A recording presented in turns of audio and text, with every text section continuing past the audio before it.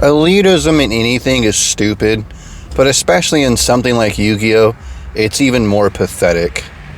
From even just the anime watching perspective, you get a lot into versus the sub versus the dub. You know, you're not a real fan in Yu-Gi-Oh if you didn't watch it in subs. You're not a real fan in Yu-Gi-Oh if you didn't read the manga. And you're not a real fan game player of the Yu-Gi-Oh card game unless you play a certain deck or play a deck a certain style, etc.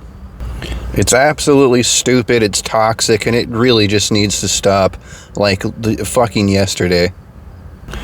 Now, me personally, I did read the manga, and I read it in English because I don't read Japanese. But when it comes to the anime, and of course I grew up on the American English anime, I don't think that would come as to a surprise to anyone.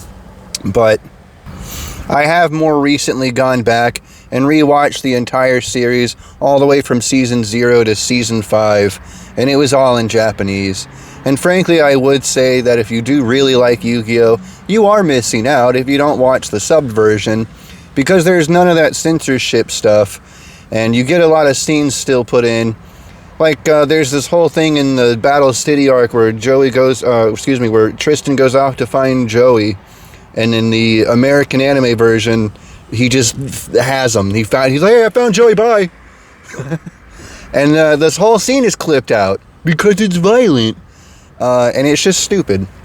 But if you really prefer the English anime and you just don't want to go through the hassle of reading or whatever, who cares? That's fine. If you like Yu-Gi-Oh, however you enjoy it, congratulations. I'm really glad you enjoy this thing that I also enjoy. Just because you don't enjoy it the exact same way I do does not invalidate your enjoyment of it. And then when it comes to the card game, dude, play any deck you want. I don't care.